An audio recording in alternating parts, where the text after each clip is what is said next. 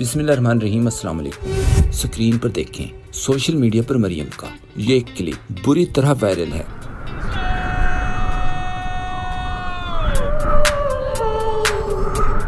اس پر مختلف قسم کے تبصرے بھی دکھائیں گے، لیکن پہلے اسے سمجھنے کی کوشش کرتے ہیں کہ آخر کیا تھا اس کلپ میں۔ ایک ایسا ماحول جہاں پر ہر چہرہ سنجیدہ تھا، وہیں پر مریم کا انداز سب سے جدا تھا۔ وہ اکیلی کھڑی کسی گہری سوچ میں ڈبکیاں لگا رہی تھی، لیکن ان کے چہرے پر ابھرنے والی وہ طنزیہ مسکراہٹ کسی عام خوشی کا اظہار نہیں، بلکہ ایسا لگتا تھا جیسے وہ ذہن میں چلنے والی کسی فلم کا لطف لے رہی ہوں۔ پھر اچانک گویا کسی نے تالی بجا کر ہوش دلایا اور وہ ایک جھٹکے سے ٹینشن موڈ میں آئیں، لیکن لمحوں میں دوبارہ اسی کیفیت میں لوٹ گئیں۔ اس رویے پر انٹرنیٹ صارفین نے جہاں اسے سستی اداکاری قرار دیا، وہیں پر کچھ نے ان کی پرانی عادتوں سے جوڑا، جیسے اس سے پہلے بھی بات کرتے ہوئے چہرے کے زاویے بدلنا، منہ ٹیڑھا کر کے بولنا۔ یہ حرکات بالکل بھی نارمل نہیں لگتی، جیسے وہ ہر وقت کیمرے کی موجودگی سے باخبر رہتی ہیں اور خود کو ایک مخصوص فینٹیسی ورلڈ کی ملکہ سمجھتی ہیں، یا پھر سہیل افریدی کے بارے میں سوچ رہی تھی کہ آپ کہاں اور میں کہاں، میرے پاس تو جہاز بھی ہے، آپ بھی لے لو جہاز، لیکن آپ جہاز لے کر جاؤ گے کہاں؟ بھئی تم بھی جہاز لے لو، لیکن تم جہاز لے کے جاؤ گے کدھر؟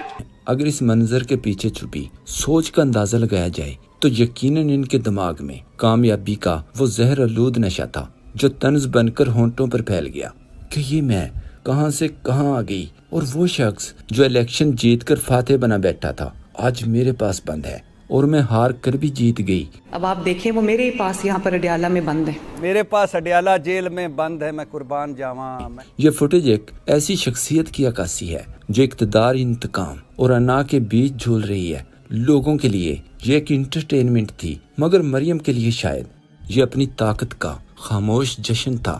آج مریم کو بار بار اپنے منصب پر فخر محسوس ہو رہا تھا۔ کہا اس منصب تک ماں کی دعاؤں سے پہنچی ہوں۔ فیاشا نے لکھا، جان دو باجی، پورے ملک کو پتہ ہے کہ آپ اس منصب پر کیسے پہنچی ہو، مہنگائی اور پیٹرول مہنگا کر کے، غریب کو مار کر بھی، نہ کوئی فکر نہ کوئی غم، بس اپنی ہی دھن میں مگن۔ سکرین پر دیکھیں پیچھے عوام کے ساتھ وہی چل رہا تھا جیسے حکم دے کر گئی ہوں کہ مارو ان غریبوں کو۔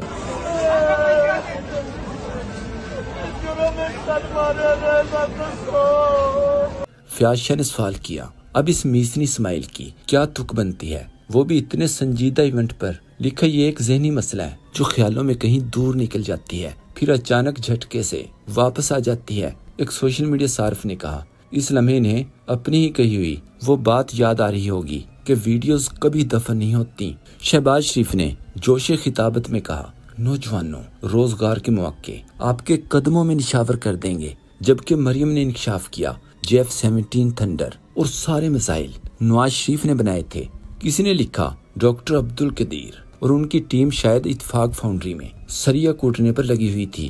سکرین پر یہ ایک میم دیکھیں، ہمیشہ ان کی باتیں اس شعر کی انتخابی مہم کی اس میم جیسی ہوتی ہیں، جیسے شعر نے اعلان کیا، وعدہ کرتا ہوں کہ الیکشن جیتنے کے بعد ویجیٹیرین بن جاؤں گا، مطلب کہ گوشت چھوڑ کر گھاس کھانا شروع کر دوں گا۔ سب کو پتا ہے کہ گوشت کھانا شیر کی فطرت ہے جو کبھی نہیں بدل سکتی، جبکہ جھوٹ، کرپشن، عوام کو بیوقوف بنانا، غریبوں کا خون نچوڑنا موجودہ مسلط ٹولے کی فطرت ہے۔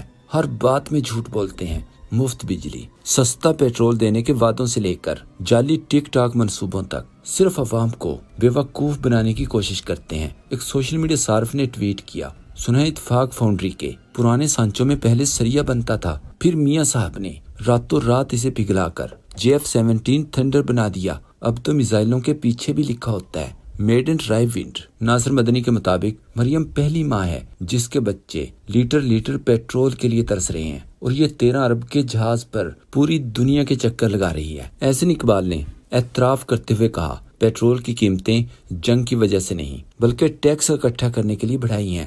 اسد طور نے جواب دیا، ماشاءاللہ، جب یقین ہو کہ اگلے انتخابات میں بھی عوام کے ووٹ کی ضرورت نہیں پڑے گی۔ حذیفہ رحمان تو شتونگڑا سا ہے، اس نے جاہلانہ بات کر دی، لیکن احسن اقبال تو پروفیسر قسم کے وزیر ہیں، وہ بھی اس سوچ کے مالک ہیں کہ اس قوم پر پیٹرولیم لیوی ٹھیک لگی ہے، مہنگائی کا بوجھ ڈالا ہوا ہے، اور دوسری طرف ایسی باتیں کر کے عوام کے منہ پر تھوکتے ہیں